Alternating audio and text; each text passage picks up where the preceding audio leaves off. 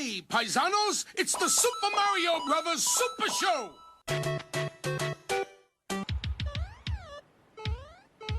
With the Mario Brothers and plumbing's a game. We're not like the others who get all the fame. If your sink is in trouble, you can call us on the double. We're faster than the others, you'll be hooked on the brothers. Hooked on the brothers. Yo. Hello and welcome to the Weekly Stuff Podcast with Jonathan Lack.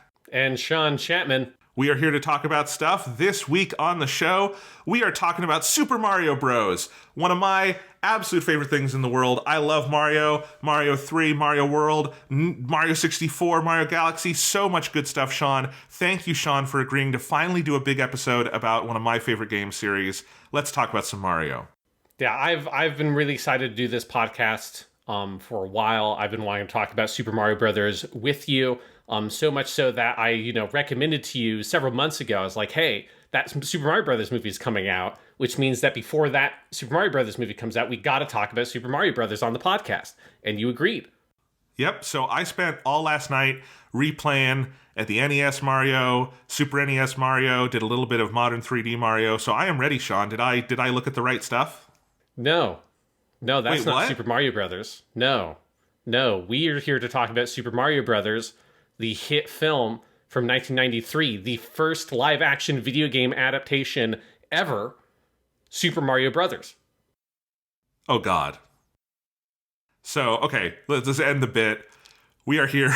Obviously, we have the Illumination Entertainment Super Mario Brothers movie, which I actually realized, Sean, is literally called, its given Christian name is the Super Mario Brothers movie, which is a fun name for a movie. Wait, because there's already a movie called Super Mario Brothers, so they can't call it that. Yeah. That is coming out the first week of April, and honestly looks surprisingly good. It looks very faithful to the games. It's got, the aesthetic looks very faithful to how those games have looked for a while now. Other than Chris Pratt, all the voices sound pretty fun. So I'm actually, I would say cautiously optimistic that might be a fun film. I think it was when they have a big Mario Kart sequence on Rainbow Road that I went, oh, you know what? These people might actually know what they're doing. This looks like they played the games. Yes, people involved with the production of that movie have played a Super Mario Brothers video game before, and probably a couple of them. Yeah, so that's cool. But of course, it was not the first.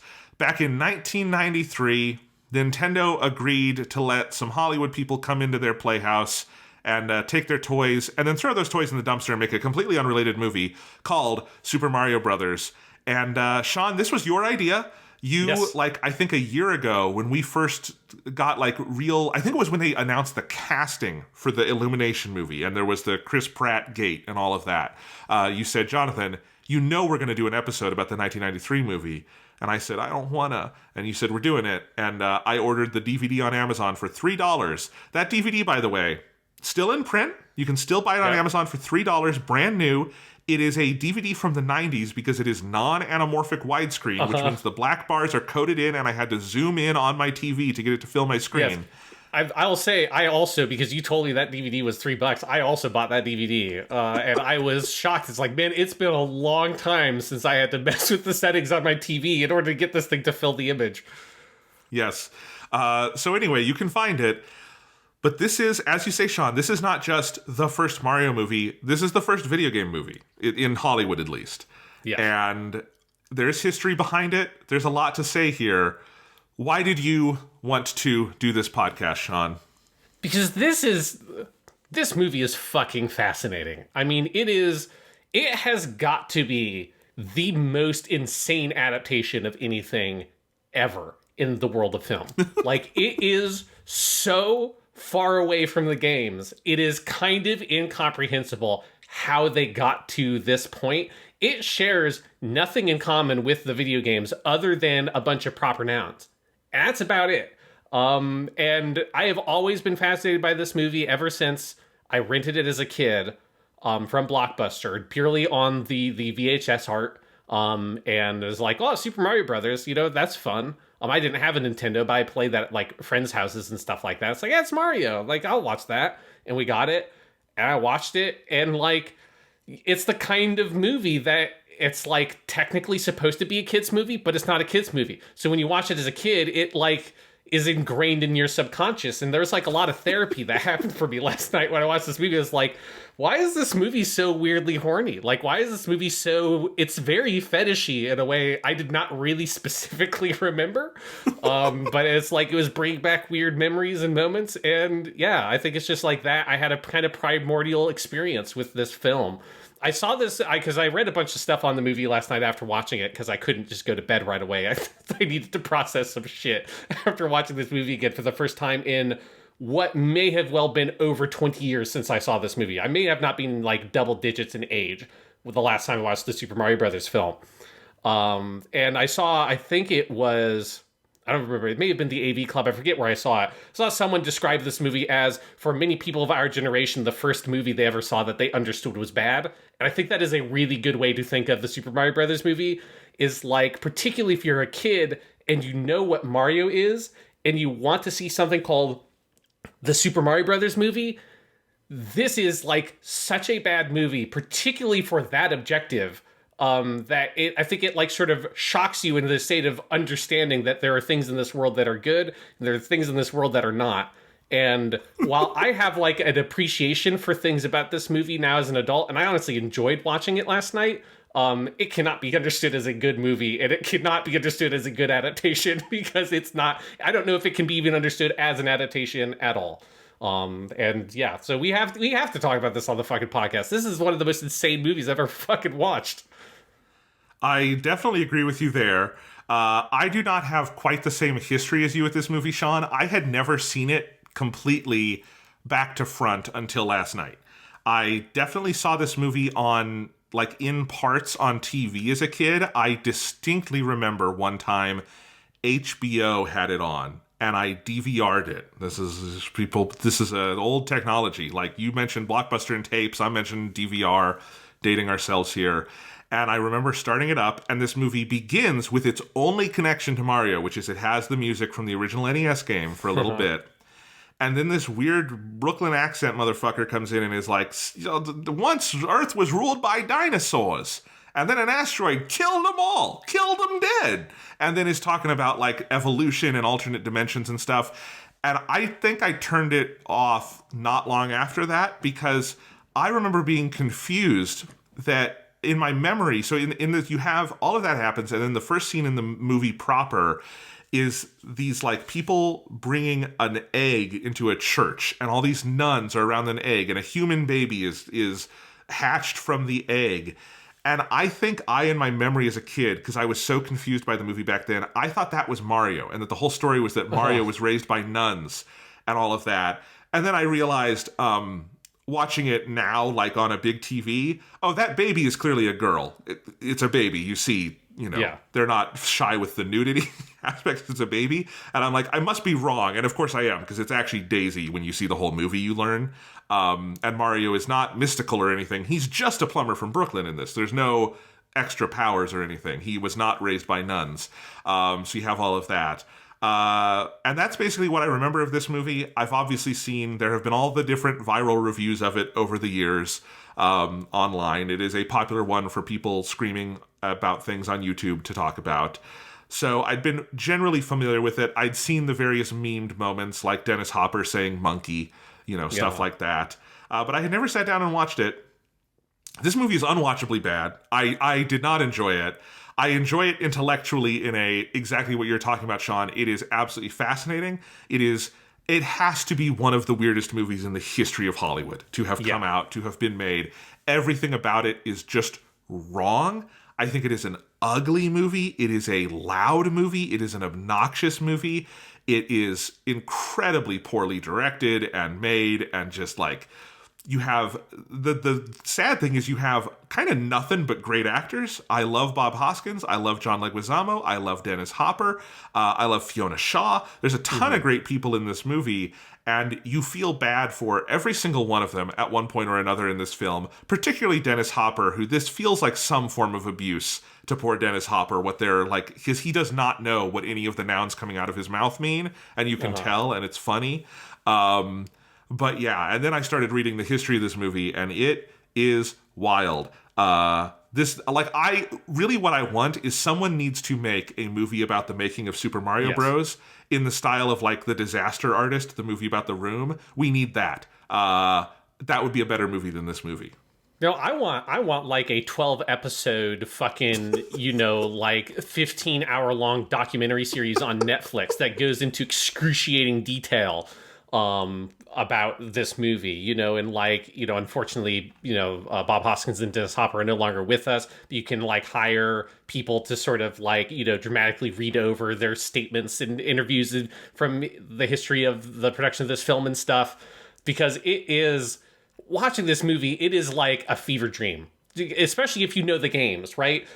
Like, it's a bizarre, it's insane fucking film without the context of that. But when you know anything about Mario, watching this movie is like going insane, because at a certain point you can't even tell what is and isn't meant to be a reference, because it's so far off base that there's stuff of like, is the fact that they all have like guns that shoot fireballs, is that a reference to the Fire Flower, or is that just a coincidence? I can't tell, because all the things that are explicit references, like Yoshi in this movie, are no closer to the game. It's just that they name drop it, so you have to understand it's meant to be a reference. It is just such a bizarre experience of a film. But I have to honestly admit, Jonathan, I kind of loved watching this fucking movie last night. Like, I don't think, I wouldn't ever call it good. I do think that a lot of the effects on it are actually really impressive. I think the like puppetry work and some of the animatronic work, particularly for Yoshi, is fucking incredibly good. And there's some really good like production stuff around the edges of this movie that's really fascinatingly well done. But the core of the movie is so bad, and the like story is so non-existent. The character arcs are non-existent. There's no like vision for the story. There's just a vision for some of the production design, much of which doesn't even really kind of get executed because the story is so poor. So it's like you see that there's a better idea for a movie out there in this setting that probably has nothing to do with fucking Mario at all. But then you're trapped in this insane Mario fever dream from someone who like had food poisoning and is like, dying in bed and marathoned Mario last night, and this is what they see in their nightmares. Like, that's kind of the movie you're trapped in. You want to go see the cool dinosaur movie with the cool puppets and animatronics and like some sort of commentary on fossil fuels in like modern American life or something that is happening way over there in the distance, and you desperately want to get there, but you can never arrive at that film.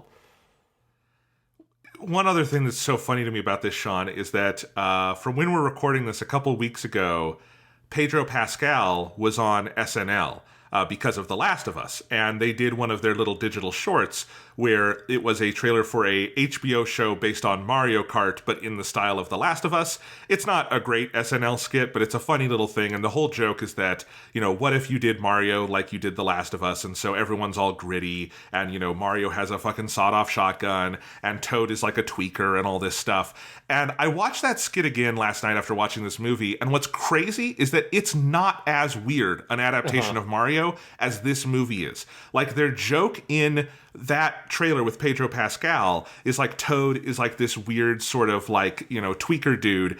Toad is a character in this 1993 Mario who they meet in prison, and is like a weird rocking tweaker dude, and is even weirder than the Toad in the Mario Kart like SNL trailer. That SNL trailer is not anywhere near as weird and horny and kind of grisly as this actual full-length movie that came out into American theaters in 1993 and that you can buy on DVD on Amazon for $3. Yeah, no, this movie does put that SNL bit to shame. Like, it feels like nobody who did the SNL bit must have watched this movie, or they wouldn't have been able to make that joke, because it's like, you don't understand. There's a 100-minute version of this joke that already exists, and it's way more insane than anything you would be able to come up with on SNL. Like, you can't come up with a joke funnier than the existence of this film. Yeah. So, putting this movie into context, I do think this is very much not an excuse for the way the movie adapts Mario, but I do think it is worth remembering. 1993, nobody in Hollywood has made a video game movie yet. That just hasn't happened. So this is new ground. B, Mario has not had any 3D stuff yet.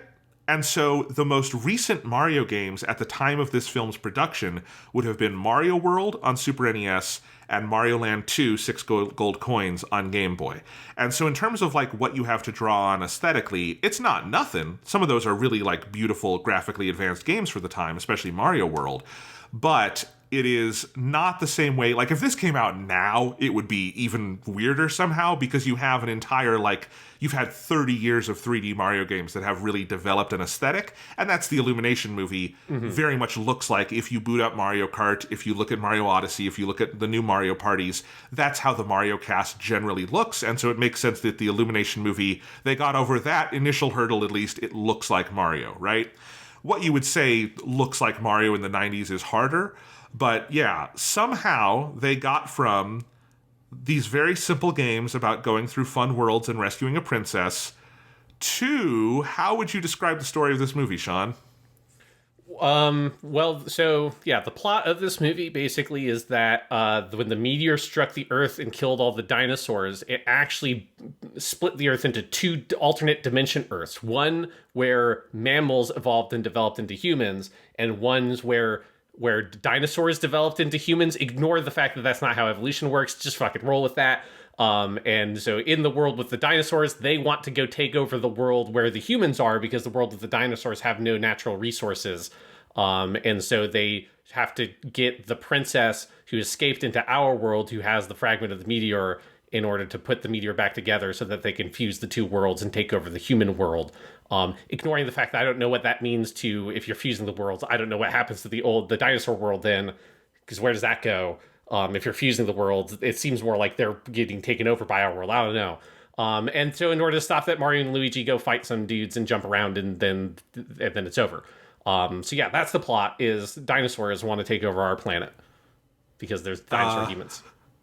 And somehow, you explaining it there, Sean, you're making it sound less weird than it is. Like, it's once you start to, like, give it shape in words, it starts to, like, it doesn't, it's so much weirder in the actual movie. It is so much weirder. Well, because also those dinosaurs live in Dino Hatton, where everyone wears tight leather with spikes on them. And they drive around in like Mad Max police cars, and they shoot people with de-evolution guns that turn them into weird little tiny-headed dinosaur men or turn them into goop. And also there is an old king who's been turned into fungus who is like infested that entire city. That's actually played by Lance Henriksen in like 5 seconds at the end of this movie, which is maybe the most shocked I was of anything in this entire film. And there's like, and there's ruled by Dennis Hopper, who like orders pizza by shooting like an IR laser at a TV screen, which is how their technology works for reasons that I couldn't figure out.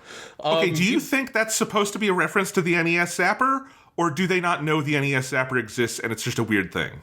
I don't know. That's a good question. I mean, there is a Super Scope that, like, the de-evolution gun is just a dressed-up Nintendo Super Scope in this movie. So, presumably somebody knew that existed, but I don't know if that's meant to be a connection there. Yeah, so, and then, and they're dinosaurs, and even though, like, they're like, dinosaur humans, and he can, like, advance people's evolutions to make them smarter, but he just doesn't for reasons I also couldn't figure out. There's just, like, nothing about the world of Dino Hatton makes any sense, I guess. So yes, when you just explain the plot is like dinosaurs want to take over the human world, that makes sense. When you explain it as the human dinosaur people from Dino Hatton want to take over the world, then it starts to go like, what the fuck is the Dino Hatton? What the fuck are you making? And why are they all wearing fetish gear? Yeah, it's weird. The other half of this, of course, is that we do start out in our world, basically, and it's in Brooklyn, and Mario and Luigi are real-world plumbers. They call themselves the Mario Bros. They do refer to each other as brothers at several points, but we also get, during a key scene, exposition that Mario is Luigi's dad, because Luigi was like a street rat that Mario adopted, so they're really father and son, but they call each other brothers. I don't know where all of that feels like. Two drafts of the script that were not reconciled. That very much feels like a rewrite that didn't account for other parts of the script. And also, of course, Bob Hoskins was 20 years older at least than John Leguizamo, because John Leguizamo is like baby-faced in this movie. He looks very young, and Bob Hoskins looks like Bob Hoskins, and I love Bob Hoskins. He is the only person I think who ever could be live-action Mario. And he's great. Yes. But yeah. Yeah, and you have that whole side of the movie. You have like the insane choice to have Luigi is actually really the protagonist of the film because he's the one who has like the love interest with Princess Daisy. Princess Peach does not exist in this world as far as I can understand. It is just Daisy, which I don't know enough about Mario lore, but I guess Daisy was in Super Mario Brothers 2 / Super Mario Brothers USA, right? Is that where she originally comes from? No, she comes from Super Mario Land, the first Game Boy game. That's it. And in that game, which is kind of funny because that is the first Mario game without Luigi, and that is where Mario goes to Sarasa Land, and Daisy is the princess of that kingdom, and so that's where Daisy comes from. It was after this movie that Daisy got paired with Luigi in the games, so this is the first place where they do the thing where Luigi and Daisy are kind of the couple, and then I guess Mario and Peach are the other couple, although Peach is not in this. So that is, I guess, maybe that is this movie's contribution to Nintendo lore? Yeah, because there you go, because it's all about Luigi and Daisy, and then Mario is just sort of like tags along. Yes. You know, and he has a girlfriend, Danielle.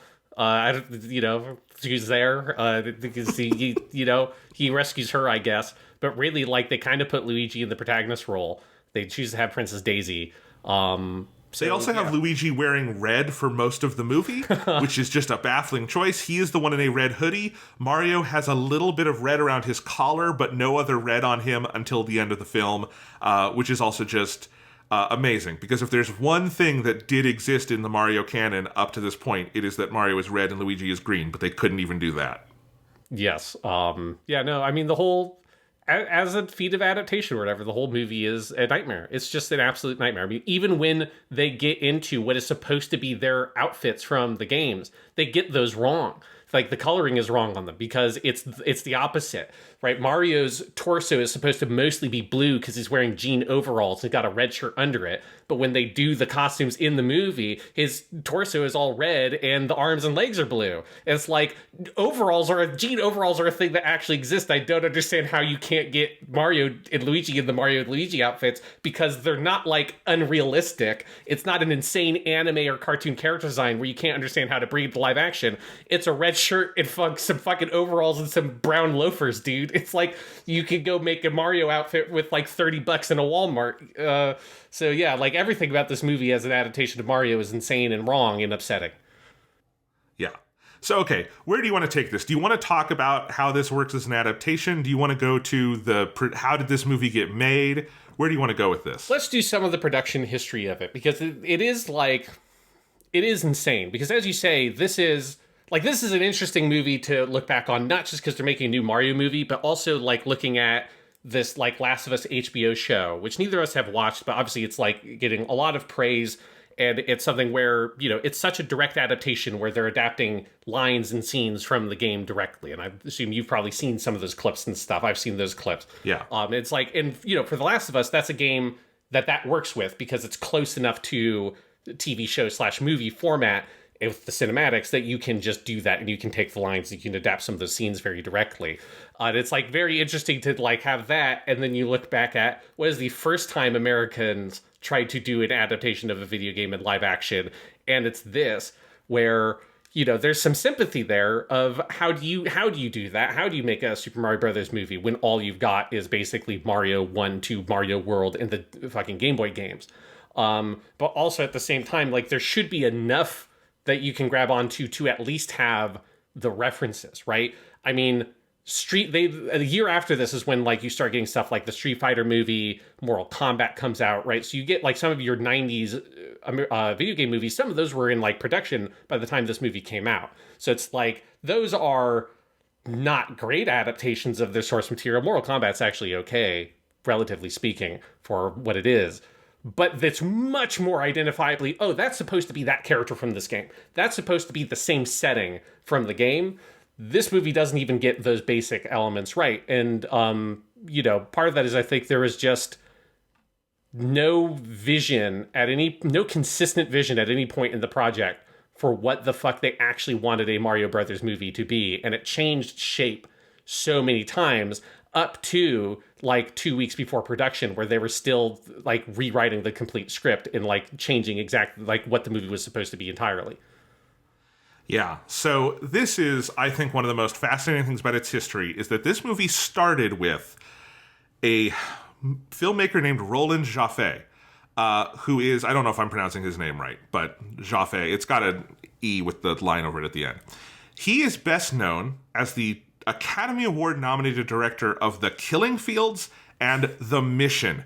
Yes, The Mission, with the famous Ennio Morricone score starring Robert De Niro and Jeremy Irons, and Liam Neeson, classic movie. That guy, that Roland Jaffe, was running a company called Leitmotiv, and he had the idea we should make a Super Mario Bros. Movie. I don't know why he had that idea, but he had that idea and brought this over to Nintendo. They did some, Leitmotiv was doing some work on this, and eventually he met with Hiroshi Yamauchi, the president of Nintendo of America at the time, of Nintendo, not Nintendo of America, and was got a deal to make this film, and then they went into the script writing process. And Jaffe stayed involved with this the entire way through. He was a producer. He was also effectively a ghost director, doing a lot of work because the actual directors of this movie were extremely dysfunctional. And so, yeah, the Super Mario Bros. Movie was substantially made by the guy who made The Mission. Maybe that's our first warning sign. Yeah. Yeah, because to be clear, for most of the production of this movie, and arguably the movie that came out, or not arguably, clearly for the movie that came out, like, it wasn't a kid's movie, insanely enough. Like, they didn't think of it initially as a kid's movie. There's a point where there was a draft that was supposed to make it more kid-friendly, then it was less kid-friendly, then they revised that to make it more kid-friendly again. But the vision for the movie was not initially, let's make a Mario movie that's a kid's movie for the kids who play Mario games. Which is, from the jump, like, such a weird thing to do. Like, I don't understand why your instinct wouldn't be, let's make a fun family kids movie for all the kids who've played Mario. Because this is like the 80s and early 90s with video games. They were very much saw as a thing for children to play, not a, like, the kind of more all ages hobby it's more recognized as today. Yeah, I think that's an important point, and it is an absolutely crazy point, is that this is still very much in the era where games are seen as a thing for children, and they decided, we're not going to make this movie for children. That is one of the wildest things about it. Nintendo was also very hands-off on this, and it wasn't that Nintendo, like, sold the rights and then got, like, railroaded. They decided to be hands-off on it, and they basically thought, Hollywood will take care of it. Mario is a strong brand, we'll be fine. Obviously, this experience, I would say, scarred Nintendo, since it took a full 30 years for them to get back into this. Obviously, Pokemon has had a presence in film, but even then, it took until Detective Pikachu for them to work with Hollywood again. And then finally, now with Illumination Entertainment, they've done this where, obviously Nintendo has been very hands-on with that movie, with Shigeru Miyamoto is literally a producer on it, and they've been talking about it at the Nintendo Direct, and that is one where Nintendo has presumably has okayed every aspect of that movie, because they remember what happened when they didn't, right? So, yeah. The first screenplay for this movie was written by Barry Morrow, known at the time for winning an Oscar for Rain Man, the movie where Dustin Hoffman plays the autistic card counter brother to Tom Cruise. According to Wikipedia, his story followed brothers Mario and Luigi on an existential road trip so similar to Rain Man that production titled the script Drain Man.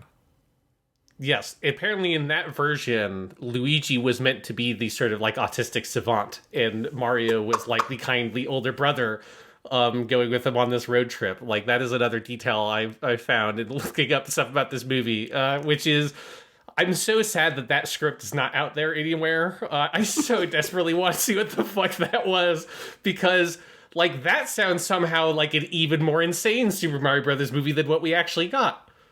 Yeah, co-producer Fred Caruso said that Morrow's story was more of a serious drama piece as opposed to a fun comedy, and that is where they started with this material. That is absolutely buck fucking wild. I wish that script existed too, Sean, because I want someone to produce it. I want to fucking see that. I mean, God, at the very least, we should get the SNL trailer for that, right? Like, can we get Tom Cruise and Dustin Hoffman on SNL to do the parody where it's Rain Man, but it's Drain Man? Yeah, it's like, I'm so desperately just trying to even imagine. What were they thinking? Like, what was the vision for that movie? What was the audience they were going to market it to? Like, how do you think that is like an appropriate adaptation for fucking Super Mario Brothers? All right, so that's script number one. Then there were some screenwriters who came in, Jim, Jenna Wayne, and Tom S. Parker. They wrote what they said was a more traditional adaptation. They thought they kind of came up with the idea that this would be like Wizard of Oz, where you would go into another world. That is kind of the main conceit of this movie, obviously, is that you have the real Brooklyn and then you have Dino Hatton, right? And there's a portal between them, which, from what I can tell, actually is still the plot, roughly, of the Illumination movies, that the Mushroom Kingdom is some other world Mario finds, which I still think is a weird direction to do it. I never in the games get the feeling that Mario came from somewhere else, but oh well, that is the idea. And I do think I understand that instinct for doing a live-action Mario movie in 1993. They talked about how their idea was to sort of like take fairy tale cliches, satirize those, and kind of do those screenwriters later on compared it to Shrek, which obviously came out about a decade after this film, but they said that was kind of the idea at that point. They had a director named Greg Beeman who had made a film called License to Drive. He did some pre-production on this, but then made a movie called Mom and Dad Save the World that flopped. This is a 1992 movie that made $2 million on a $14 million budget. And so he was fired by Roland Jaffe. Jaffe then offered Harold Ramis, yes, the man from Ghostbusters who directed Groundhog Day, great filmmaker, offered him the position. Ramis did actually know the video games and liked them, but declined the opportunity, and later in his life said that was his smartest career decision. Which, yes. Yes, it was. It absolutely was. All right. Jaffe said, "We tried some various avenues that didn't work, that came up too medieval or somehow wasn't the right thing. I felt the project was taking a wrong turn." This is a great sentence. "And that's when I began thinking of Max Headroom." It's such a crazy sentence. Like, I thought that our project for the Super Mario Brothers movie was taking a wrong turn, and that's when Max Headroom came to mind. Like, can you explain to people what that is, Sean? Yeah, so, I mean, Max Headroom was like a sort of like alt, cyberpunk kind of sci-fi thing that was all CG, and it like played, I think it like introduced music video stuff, and then eventually got turned into its own little tiny TV show. And this is like, it's like, it kind of was a very experimental, very effects driven, again, alty kind of cyberpunk thing.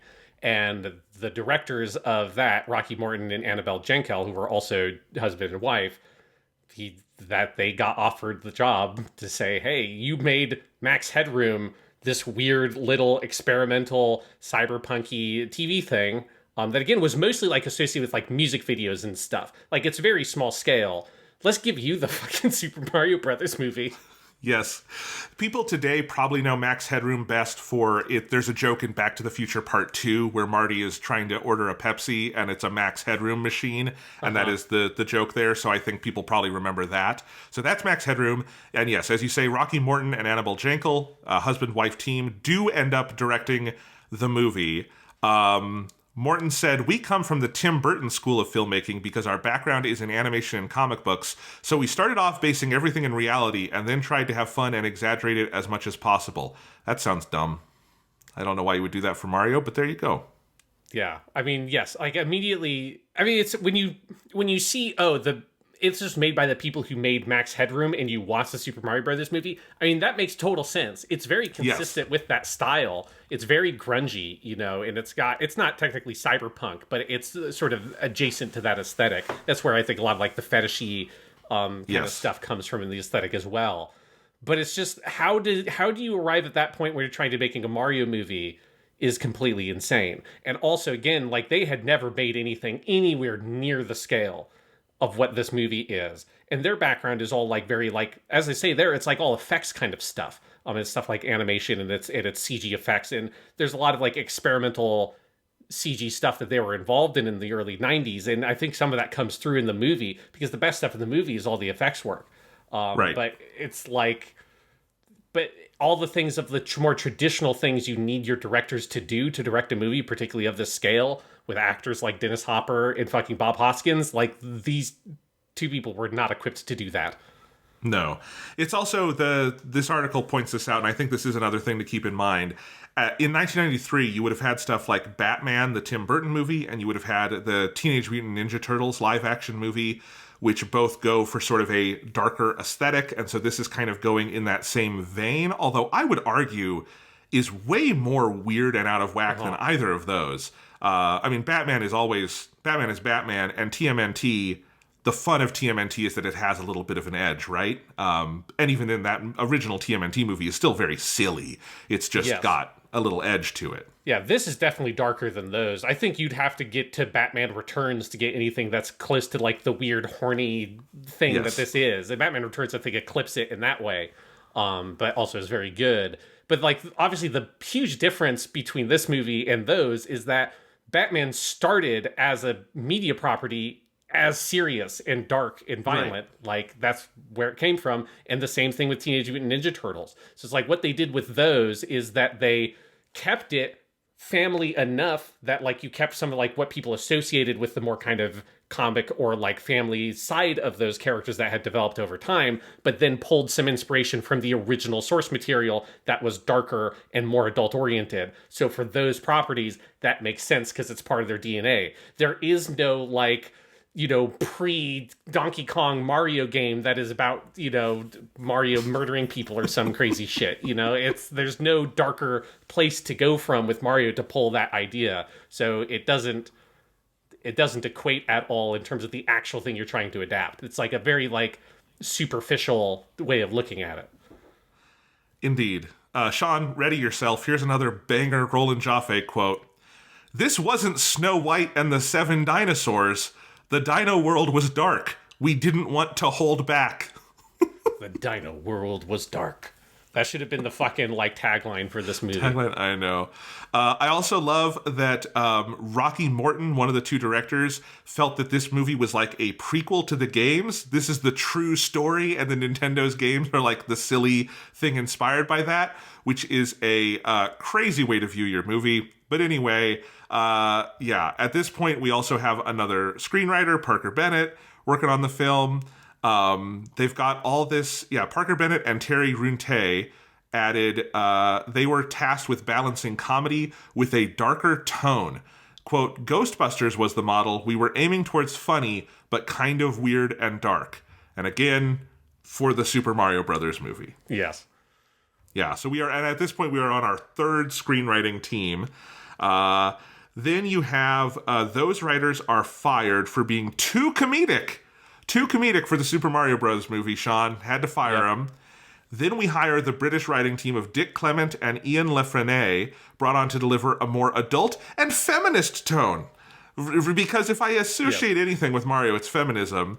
Princess Daisy and Lena's roles were expanded, while Bertha, who is the black woman Mario meets in the club in the horniest scene in the movie, is met.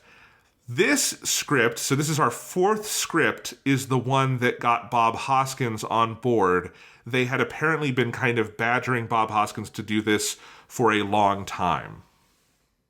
Yeah, and this is the script that they got all the cast from. So this is when the cast signed their contracts. This script is what they understood was the movie they were going to be making. Same with the directors.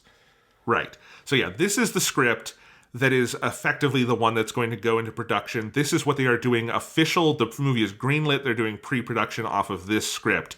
But without telling anyone else involved in the project, Jaffe and one of the other producers felt it had gone a little too far from young adult family audiences and too effects heavy. So they hire screenwriters Ed Solomon and Ryan Rao, fifth team, to provide a more family-friendly script with more restrained effects requirements. This was also partially motivated by Disney had the film's distribution rights. Directors were not informed of the new script, and the actors only got the new screenplay when they arrived in Wilmington, North Carolina for production on the movie. I have never heard of anything like that. Yeah. And this is where you then get a lot of like stories you get about how upset Bob Hoskins and particularly Dennis Hopper were on the set of this movie. And there's like a famous anecdote of Dennis Hopper having a complete fucking meltdown in a scene because they were changing lines again on the day without telling him. And he just like, was just shouting at everybody and having a complete meltdown about it. But it's one of those situations where like, I feel sympathy for the actor that it's just like, you have your reputation, you have so much like on stake that you're doing with this movie, and you have been like basically hoodwinked into doing a movie you did not sign up to do, but now you're contractually obligated to be on. It's like this like incredibly fucked up and unprofessional. Oh yeah, there's Bob Hoskins and Dennis Hopper would have had to like actually hit someone for me to like condemn them for that. If you're just like getting mad and they're yelling, I think you were probably in the right given the situation that was going on at this point, right? I mean, that is hoodwinked is the right word. If you come to set thinking you're shooting one script and they just replace it, you have been hoodwinked. That's fucked up. Yeah, it's incredibly fucked up, and it makes sense that this is the movie we got as a product of that. Because, yeah, you can feel how fragmented it is. And you can also, I think, feel how much, like, the directors then wanted to try to take that script and still make the movie they wanted to make anyways is pretty much what happened, right? So you don't get anything that's family-friendly or kid-friendly. It probably had more... Some of the jokes in it are probably from this new script or whatever. But the feel of the movie feels much more tonally in line with what they're talking about when they describe the previous script, which that script also does not exist anywhere. And I wish it did, because I also want to know. Like, I so desperately want to know. But yeah, it's an insane scenario for the production of your film. It gets crazier because that fifth writing team, Solomon and Rowe, who wrote the final secret script, Rowe left, but Solomon was there to do rewrites on set, which is, that alone is not crazy. What is crazy is that without invitation, the fourth screenwriting team, Bennett and Runte, went to Wilmington and got rehired and remained through production for final rewrites and dialogue and ADR and stuff. So basically, Morton and Jankel rehired their screenwriters on set to do on-the-fly rewrites. So the movie was like at war with itself. It basically had two competing scripts and directors who didn't want to film the script they were now obligated to do.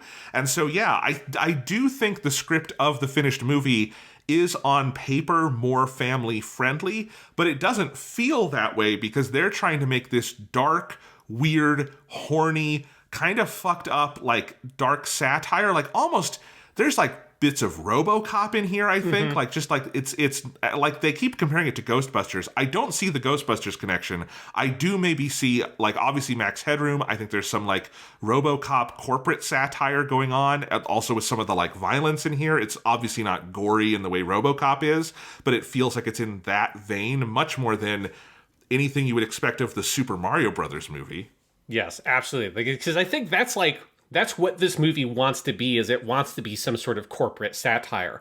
Like I don't remember where it is, somewhere in the Wikipedia thing, there's a quote where one of the people involved, I think it's one of the directors, talks about the idea that like in the dinosaur planet and for their society, they think of fossil fuels as something sacred or something that like you wouldn't burn oil for your cars or whatever, which is why all the cars in the movie are electric. It's like, that's a cool idea. That's like an interesting idea that you could use to tell your sci-fi movie that's very kind of undergrounded punk in its aesthetic, and make a commentary on our, like, our relationship to fossil fuels and modern civilization.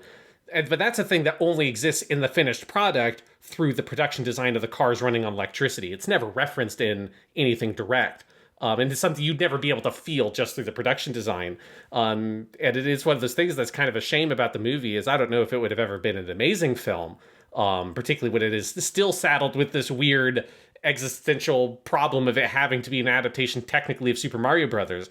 But there's like interesting ideas there if it felt like the director team was able to make it, right? Like, clearly whatever that old script was at least interesting enough that it got Bob Hoskins and Dennis Hopper to sign on to it. Like, there must have been enough there that got them enough, like, interested in the project that they, like, acceded to that. And it's like, it sucks that we didn't at least get to see whatever the fuck that movie would have been, because it surely would have at least been better than what this end product was. Yes, because, and I think it's worth noting, Bob Hoskins and Dennis Hopper, I'm sure they appreciate the money from this, but they were at a point in their careers where it wasn't just like they needed work, right? Like that's part of why they turned it down several times before saying yes. They were doing okay. So yeah, other notes on casting here, Sean. Dustin Hoffman did express interest in being Mario, but it was Nintendo who vetoed that and said that he wasn't right for the role. That is amazing to me. We almost got the Drain Man with Dustin Hoffman. That would have been amazing. Danny DeVito was offered the role of Mario, and I do want to go to that timeline and see that, because I think I said earlier, Bob Hoskins, best person for Mario. Danny DeVito would also be the best person for Mario. Danny DeVito should be in everything. Apparently, Danny DeVito was also offered to direct. He did do some directing around this time, so that makes sense. Danny DeVito, though, smart man, got out of there, went and made Batman Returns, much better career move. Arnold Schwarzenegger and Michael Keaton were both approached to play Koopa. We haven't said this yet, but they don't call him Bowser, they call him Koopa. To be fair, in the Japanese versions of these games, he is called King Koopa. Bowser is the American thing, but they don't go with either of those. He is just Koopa. Not King Koopa.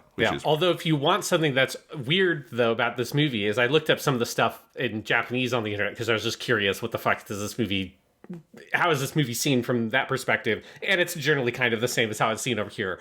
But one thing that's weird is that, yes, Bowser is Koopa in this movie, but, like, Toad and the Goombas are just called Toad and Goomba, which is not what they're called in Japanese normally. So, like, when I was watching a video of someone in Japanese explaining it to a Japanese audience, and he had to, like, explain, no, he's called Toad, but it's meant to be Kuribo, which is the Japanese name for the Goombas. Or whatever, Kurapika, which is the Toad. So it's all, like, mixed up, which is fucking, I don't understand how that happens or what they were going for there. Yeah. So Arnold Schwarzenegger would get to do his own face plant with Mr. Freeze in a couple of years after this, obviously.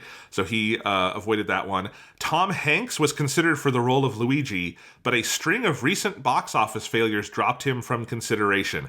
That is wild. That, like, they thought they were too big for Tom Hanks. And I know Tom Hanks, 1993, it would be right after that when he would really break out crazy. But, like, man, can you imagine the alternate timeline where Tom Hanks did this, and then I presume his career was lit on fire and never worked again? I was going to say, I think it's like we fucking, like, movies dodged a bullet that Tom Hanks didn't get saddled with this project. Because, like, it would be, like, if he had, so I'm looking up his stuff, so he was in Sleepless in Seattle in 1993. If he had been in this instead of Sleepless in Seattle, that's like some weird alternate history. Tom Hanks' career died in 1993, and the history of American filmmaking is completely different. God, that is like the most obvious, like, crossroads scenario to parallel universes I think I've ever seen. Does Tom Hanks do Sleepless in Seattle, giant mega classic that makes him the movie star, or does he do Super Mario Bros. And play Luigi? Oh my God. Yeah. Luckily, I think John Leguizamo was new enough that this did not tarnish his career. He was pretty fine after this. Yeah. And obviously has had a fun career, and I like John Leguizamo a lot. He's great. And, Bob Hoskins, again, neither of them, I think, were going to have their careers ruined by this. But it's amazing. Yes, yeah, because John Leguizamo was, like, broadly an unknown at this point, I mean, not completely unknown, but so super early in his career, so yeah, it's not something that could sink it entirely. But if you were, like, some Tom Hanks at that point, that does feel like it's, he's not quite there yet, where it's like he's totally locked in. Like, Bob Hoskins is totally locked in as, like, a great character actor by 1993, so it's like, it's same thing with Dennis Hopper. So yeah. Yeah, I mean, this would have been the big thing Bob Hoskins did after Hook and Who Framed Roger Rabbit. Yes. So if you want to know the timeline, like, that's what he is coming off of. And those are two, I mean, particularly Who Framed Roger Rabbit, but he's also one of the best parts of Hook. He plays Smee in that one, and he's great. So anyway, all right, so you got those. I also like, so the role of Toad in this movie, who has not only nothing to do with Toad from the games, but feels like if you were to somehow chart the character of Toad and the character in this movie called Toad on some kind of graph, they would be on some kind of polar opposite ends, is played by a musician named Mojo Nixon. And apparently he was cast because they wanted a real musician, but their first choice, Tom Waits, was unavailable. Sean... It's such an insane... Like, every sentence in this Wikipedia page is the funniest sentence you've ever read in your life. Like, it's so deep. This is like the best Wikipedia page fucking ever. We almost got a Super Mario Bros. Movie where Toad was played by Tom Waits. Wow. You know, I mean, Tom Waits is still alive. I think Illumination robbed us by not having Tom Waits voice Toad in the new movie. Yeah, I love that that it's described here on Wikipedia as Tom Waits was unavailable, not that Tom Waits was said fuck off, which I guess probably is what actually happened. Yes. Oh my God. All right. So, yeah, I mean, that's it.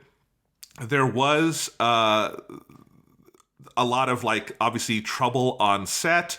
Morton and Jankel did complete their basic primary, principal photography, but then there were reshoots that they were not involved with. At one point, they got locked out of the editing room. Morton said they had to get the DGA involved to get them back into the editing room. And so there's all of that. On the side, this movie did innovate a bunch of special effects. It was the first film to use Autodesk Flame, which is an industry standard, and it was the first film that used a digital intermediate. That is obviously a very standard thing now, and particularly in the late 90s and 2000s when you were still shooting on film but doing digital effects. And so, you know, there's a lot of that kind of stuff that was innovative, and you wouldn't guess that this is necessarily the movie that a lot of that stuff started with, but it actually did. Yeah, and then there's a fun anecdote on the Wikipedia page about some of the effects people from Jurassic Park that was in production at this point, visiting the set and seeing the puppet for Yoshi, and then being like, oh shit, maybe we should get these guys, because, like, the Yoshi puppet is so good in this movie. There's a lot of stuff like that. Not as Yoshi, but as a dinosaur, it's cool. Yes. Has nothing to do with Yoshi. Yes, but as an effect, ignoring... It's the same thing with the Goombas. I think if you ignore the fact that they're supposed to be Goombas, as an on-screen monster, it's a great design and it's a great execution. It's just, it has nothing to do with the game.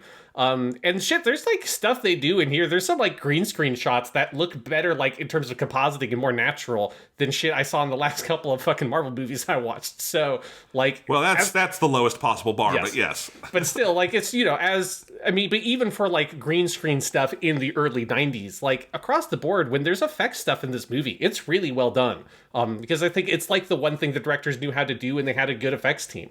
It's like, you know, it is the one thing about the movie I think you can truly compliment, as long, again, as you put the game aside just for as it's its own thing. If it wasn't called Super Mario Brothers, all those effects would be like, you know, completely unimpeachable.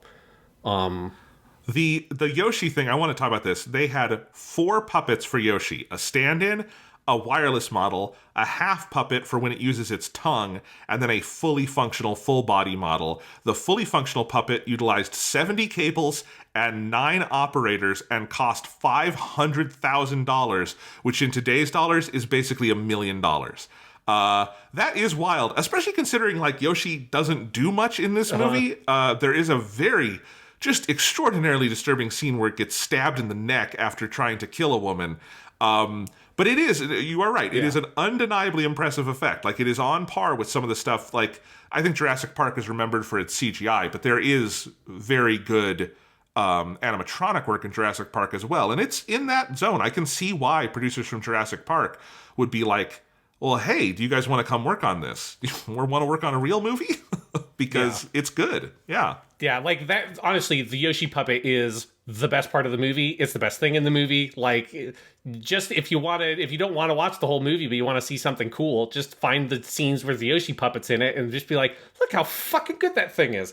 Like, if it looks like how, like, in The Mandalorian, they make CG Baby Yoda, but they make him look like a puppet because he could do things that the puppet couldn't do. There are shots with Yoshi in this I'm like, I can't believe that this obviously can't be CG in 1993, but it looks so good. I can't kind of understand how the puppet's fucking working, because it's like it looks like it would have to be CG to move that way. It's a great effect. Yeah. But some others say, here's a couple of other lines from the Wikipedia page I want to point out, Jonathan, before you get back to talking directly about the movie. There's this is in the filming section where John Leguizamo describes this. I fucking love this. There's so many great lines from actors who worked on this movie describing some of this shit. He said, it's 8-year-olds who play the game, and that's where the movie needed to be aimed. But the directors kept trying to insert new material. They shot scenes with strippers and with other sexually explicit content, which all got edited out anyway. And it's like, who signed on to shooting stuff with fucking strippers? I mean, it's not, when you watch the movie, it's not surprising that they would have seen it or shot that stuff when you know what is actually in the movie. But when you think about it from the perspective of like John Leguizamo being on the set and him being somebody who had played the game, it's like, what the fuck are these people doing?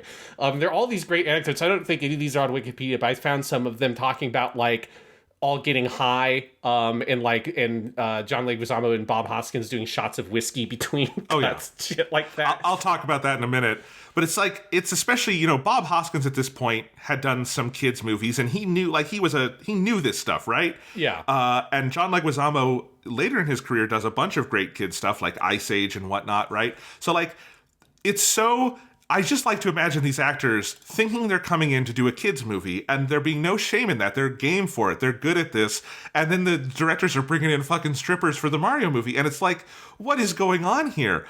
When I tweeted about this movie a little last night, Sean, and I said this movie's weirdly horny, and someone was like, what the hell are you, who had not seen it? Because like, I think this movie is just unknown to a lot of people now. They're like, what do you mean? Like, can you find me a clip?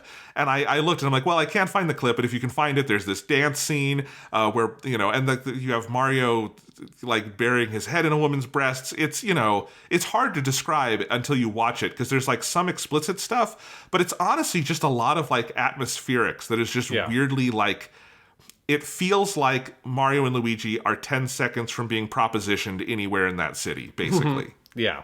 Yeah. So can we go into some of what the actors said about this movie in later years? Because it's amazing. Bob Hoskins, 2007. Bob Hoskins, sadly no longer with us, but still in 2007 around. He said, the worst thing I ever did, Super Mario Brothers. It was a fucking nightmare. The whole experience was a nightmare. It had a husband and wife team directing whose arrogance had been mistaken for talent. After so many weeks, their own agent told them to get off of the set. Fucking nightmare. Fucking idiots. The directors whose arrogance had been mistaken for talent is the sharpest fucking burn I have ever seen anybody lay out. Like, that's so brutal, dude. I mean, I have to stress, it is pretty rare you get actors genuinely shit-talking their past projects. And when they do, they will still try to do it in kind of a polite way. Like, everyone tried, it didn't come together, right? He is just out for blood, and I love it. It also says he and Leguizamo would get drunk every day before filming and would continue to drink between takes. In a 2011 interview, Hoskins was asked, what's the worst job you've done? What's your biggest disappointment? And if you could edit your past, what would you change? His answer to all three was Super Mario Bros. Oh my God. Yeah. Hopper in 2008, this is Dennis Hopper, said, it was a nightmare, very honestly, that movie. It was a husband and wife directing team who were both control freaks and wouldn't talk before they made decisions.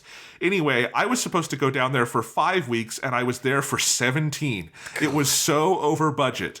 Furthermore, he added, I made a picture called Super Mario Bros. And my 6-year-old son at the time, he's now 18. He said, Dad, I think you're probably a pretty good actor, but why did you play that terrible guy King Koopa in Super Mario Bros? And I said, well, Henry, I did that so you could have shoes. And he said, Dad, I don't need shoes that badly.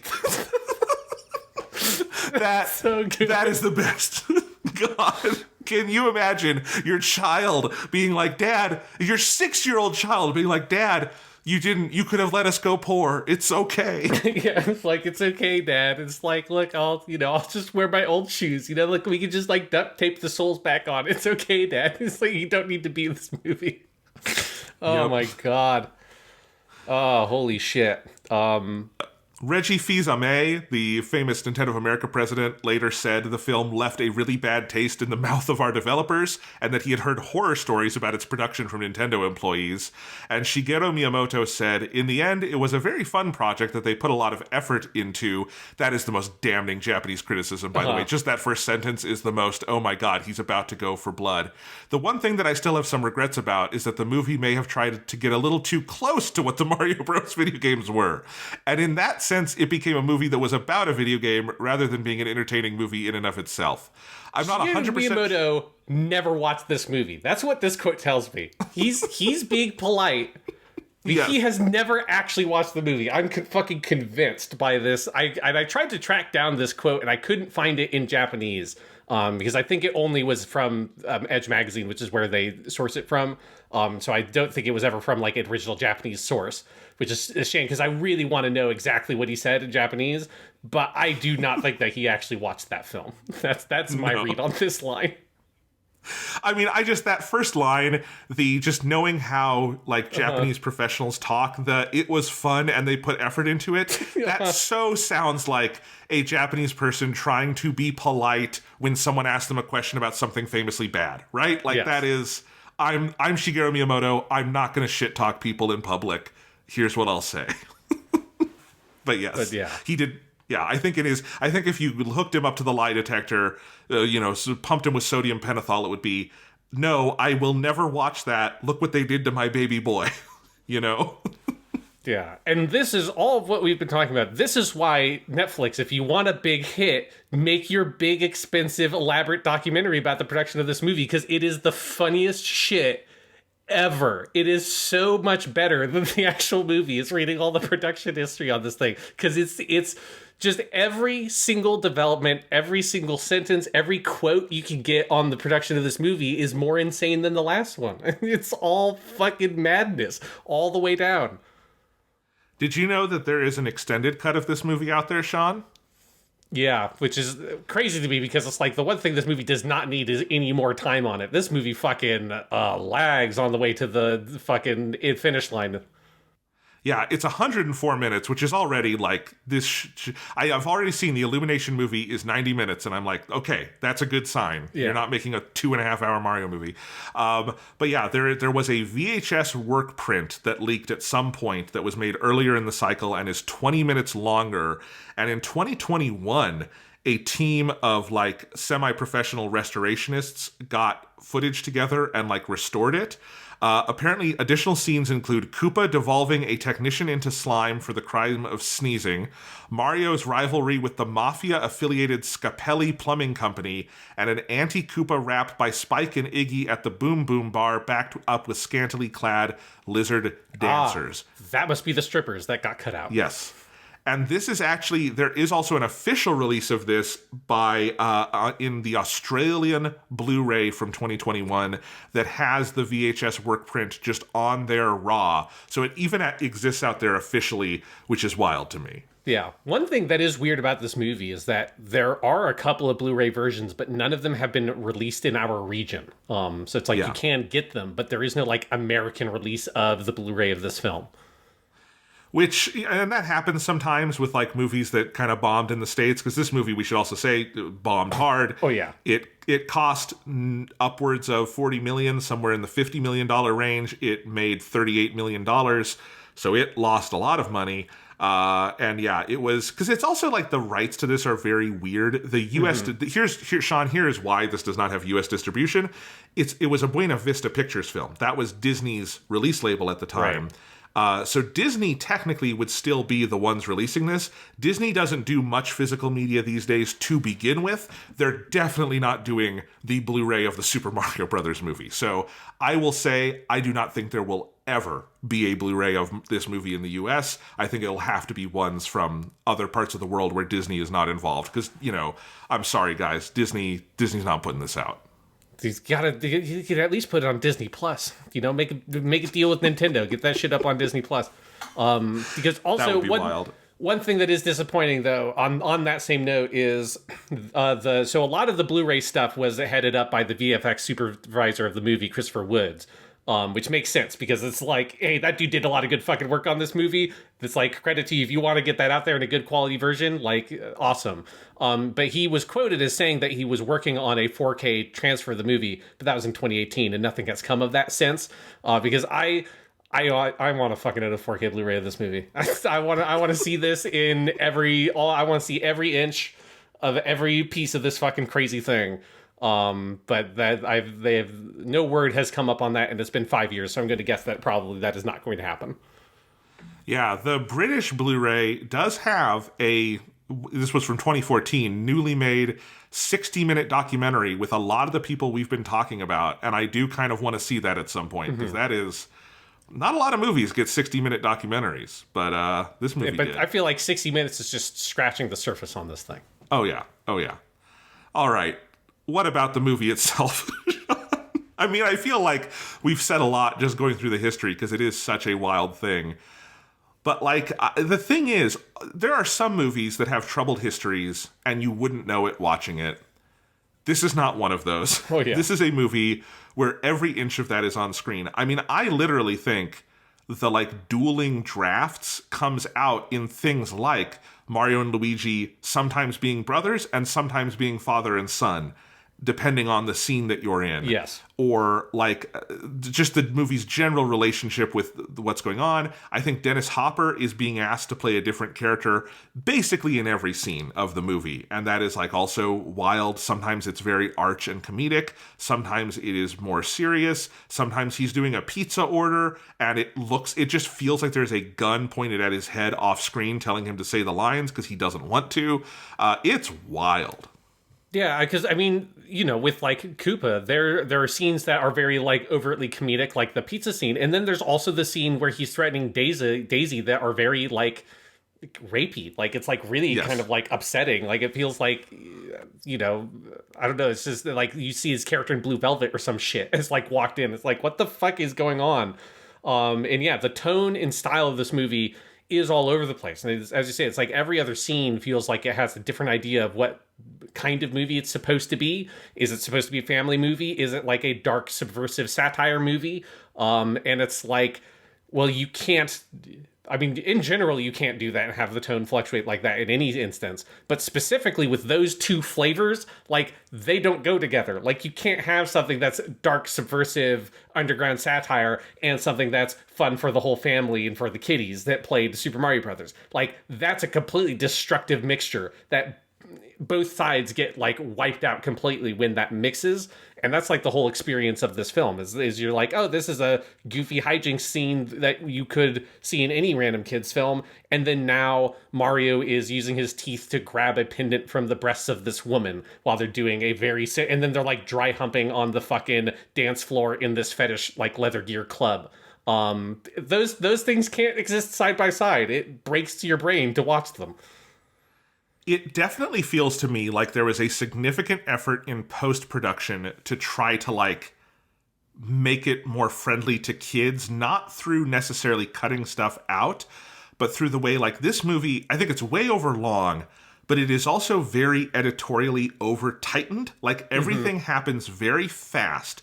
You have a lot of dialogue layered over other dialogue. It's like a very bad version of the Robert Altman thing going on, where you just have constant reams of dialogue basically being shouted over each other. And, like, if you are someone like me who is sensitive to that kind of, like, if you don't like being in a room where lots of people are talking over each other, this movie will drive you crazy because there's a lot of that. So it's very loud.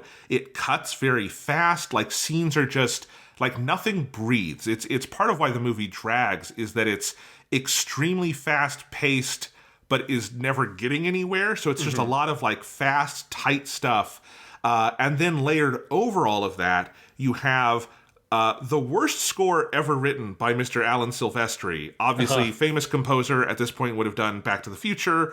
Later on did the Avengers movies. Lots of different stuff Alan Silvestri has done. Needs no introduction. This is one of the worst scores I've ever heard for any movie. It very much feels like his job was to come in and try to, like, kiddie it up a little bit by having, like, this score is... If you know the term Mickey Mousing, which is the idea of having your music like really one-to-one match what is going on screen, a la Mickey Mouse in Steamboat Willie or something, this is trying to do that, where the music is just like very cloying, over the top, really shrill, and it is like Mickey Mousing every single little movement. It is layered over scenes that absolutely should not have music. I think the sound mix is awful and like very hard to distinguish different sounds in the movie. And it feels like there was an attempt in the edit to kind of make the movie loud and hyperactive, and especially with that musical score, those kinds of things are things you only do if you are trying to like furiously pander to children. It is not something you do if you are trying to actually edit your movie together into something coherent. Yes, exactly.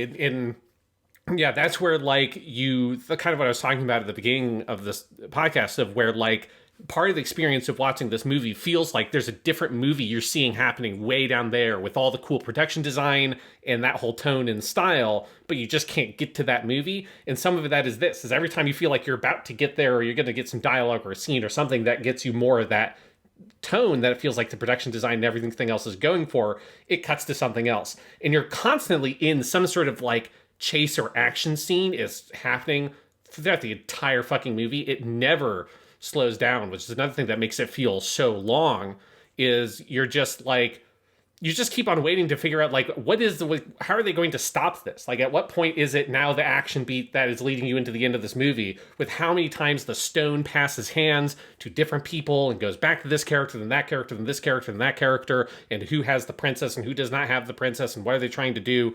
And it's like, are we going into our normal world, Brooklyn, and then we go back to the dinosaur world? There's just this insane frenzy of different sequences that don't actually sort of dramatically build on each other. It just feels like you're constantly passing the puck down to the next dude, to like the next scene, to just keep the train rolling until the movie just stops and fizzles out. And that, like, I think that score is part of what contributes to that, and the editing contributes to that, is just feel like we're constantly churning the wheels of this to not sit too long on any one moment, not sit too long on any one concept, and just keep, jangling the keys in front of the little kiddies watching the film to keep them entertained and in their seats until the 100-minute runtime is up, at which point you can now mercifully escape the movie theater and go home and forget this ever happened. Yes. I also think, I agree in theory that the production design and effects are often impressive. Like, I think if you were on the set looking at them, you would be impressed. I don't think they're well shot in the movie. I think this is a aggressively ugly film. This movie was shot, in theory, by Dean Semler, who is a great cinematographer. He shot Mad Max 2. He shot Dances with Wolves. He shot the Mel Gibson film Apocalypto. This dude is a stone cold, legend in the industry. You look at all of his credits, right? I think he was seemingly ignored a lot on set. There's this line where it says Morton and Jenkel would even provide instructions down to what aperture the camera had to be at, to which Dean Semler responded by questioning his employment on the production. So I think there was some, because if you don't know how film sets work, I remember there's this story from a documentary about Star Wars where George Lucas, he had directed American Graffiti, but this is his first big kind of blockbuster, and he had a very classically trained DP on that set, and George Lucas was used to independent filmmaking and would kind of be micromanaging, and finally the DP took him aside and said, George, listen, this is how this works. You tell me how you want it to look, and I make it look good. That's the division of labor, and that was George Lucas's lesson on the job. You do not go to the cinematographer and tell them what fucking aperture to use. You tell them the general look and they figure it out because they're the head of a fucking department on the movie, right? And so I have no doubt Dean Semler could shoot this stuff well. There are Mad Max cars in this movie, and this is the guy who shot Mad Max 2. But those cars look cheap. I think all the sets look cheap. I think everything looks bad and overlit. This movie is... It's so weird because it wants to go for that dark Batman-y kind of feel, but it does not have Tim Burton's dynamic, interesting lighting where everything looks good.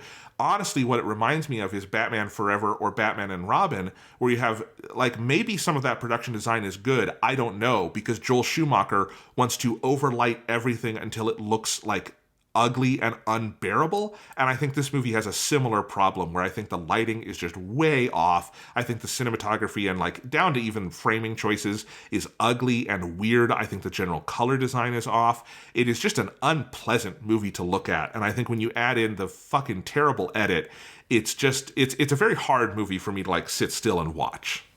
Yeah, I don't disagree with any of that, but I almost feel like that is kind of it's sort of the aesthetic of the movies. It's kind of supposed to feel like if it's the Max Headroom people, it should feel grungy and cheap and fucked up. And for me, that almost kind of contributes to the aesthetic, is that it's cheap and like it feels like it's a soundstage in the way that the Joel Schumacher movies do, but it feels more like that is part of the aesthetic of the movie. That's not to say that it's like great or that good. But I enjoyed it. I enjoyed the cheap, rough way this movie fucking looks. Like, yeah, it looks like two people who don't really know how to make movies shot this thing, and there's something about it I kind of like. I think the kind of aesthetic you're describing, there are plenty of great movies that have done that kind of thing. I mean, honestly, like some of the early Mad Maxes are like that, and like I think if you had someone like Dean Semler and some of the effects artists and everyone really empowered to do the work, I think that could work. I think this looks like I can see the goal exactly as it's like you were saying, like you can kind of see the movie off in the distance this is trying to be.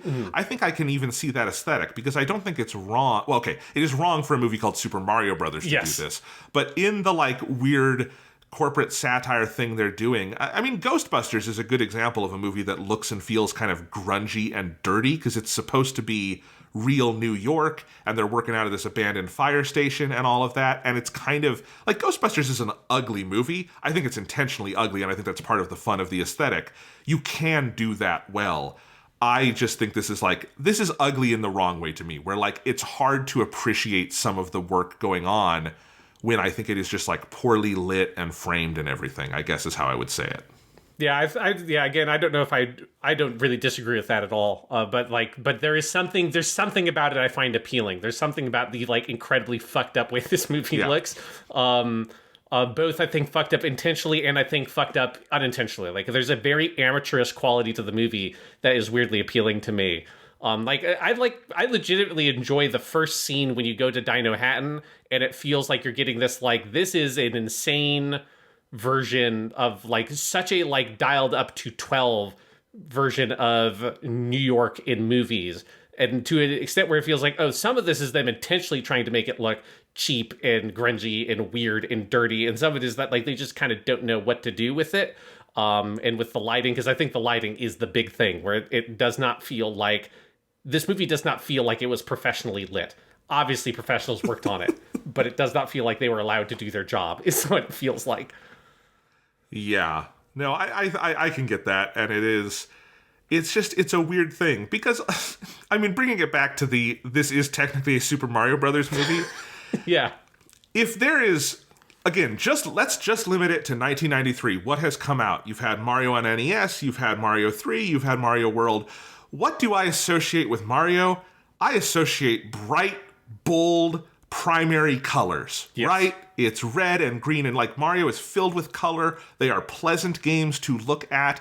The music is happy and fun, like they are inviting. The creatures, and this is true all the way to today's Mario games, there are no scary monsters in Mario. The monsters look fun also. Like Bowser doesn't actually look like an evil fascist or something. He's a fun big lizard guy. And the Goombas are cute little things, and you've got actual turtles that you're jumping on.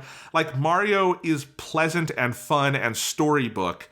And this movie is dark, and it uses like browns and beiges, and the colors are washed out. The Goombas look like something out of my darkest nightmares. Yoshi is too real to be in this. All of it. It's like, it's the aesthetic polar opposite of what the games are. Yes. And so when you imagine the experience of a kid, and don't have to imagine it, having lived through the experience of being a kid, knowing Super Mario Brothers, and then seeing the box art, which if all you see is the box art, it's like, oh, cool. It's the Mario Brothers. Like, I'll watch the Mario Brothers movie. And then you get this thing.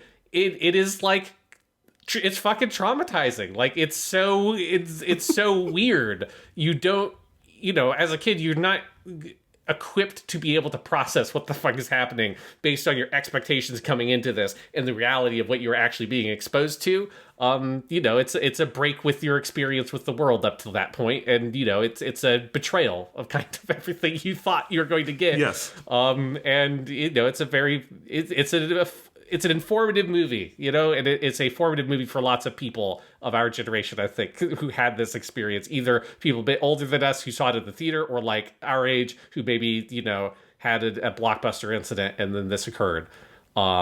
Because it's wrong. Like everything about this movie from the perspective of being Super Mario Brothers is completely wrong.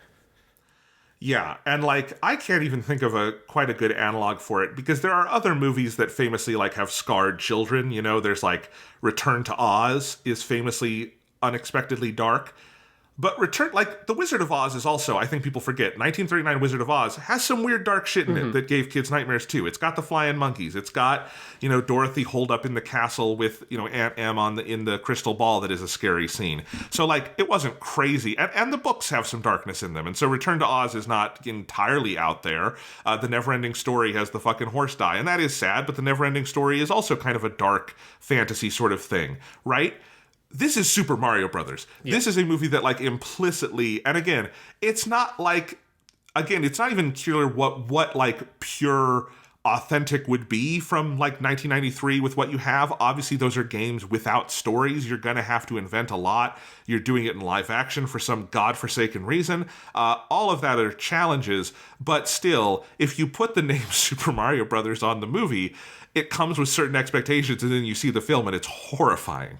Yeah, I mean, it would be like if you went to go see, they're making a Barney the Dinosaur movie, but Barney, instead of being a cute, adorable purple dinosaur, is like a horrifyingly realistic, actual lizard monster that is going around and eating children. It's like, what the fuck happened? Like, where's I love you, you love me, we're a happy family? It's like, no, he's fucking killing everybody.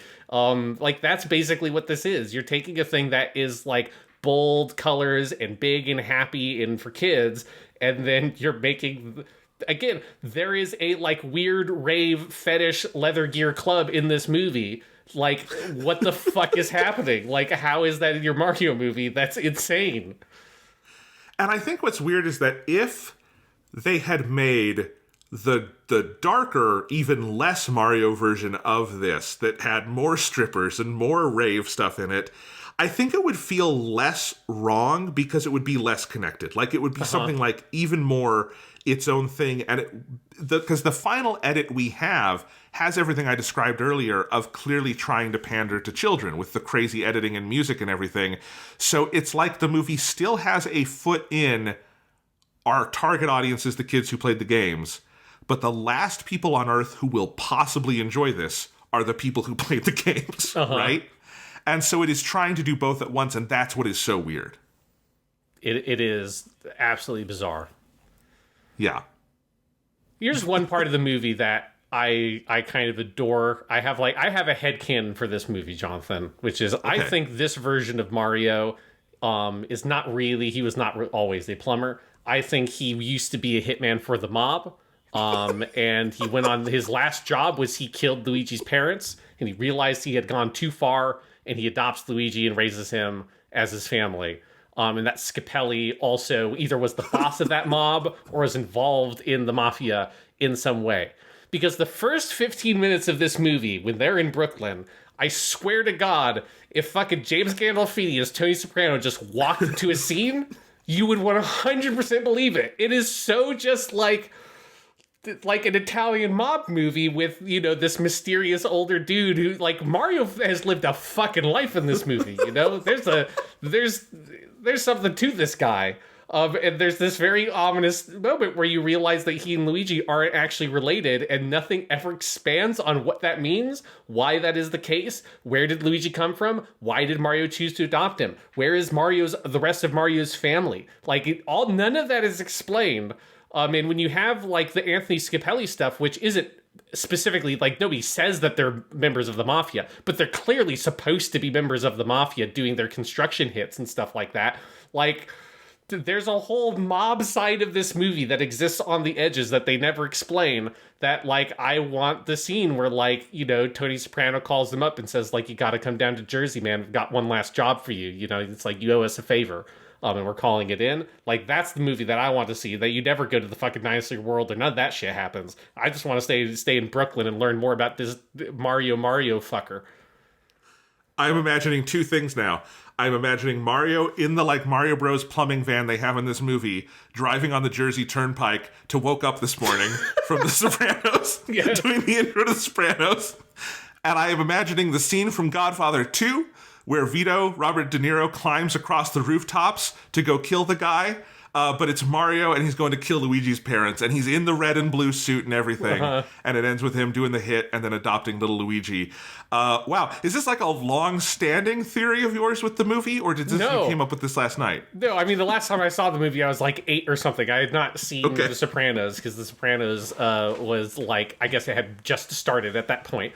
So, like, this is me watching it now. I'm like, it very much...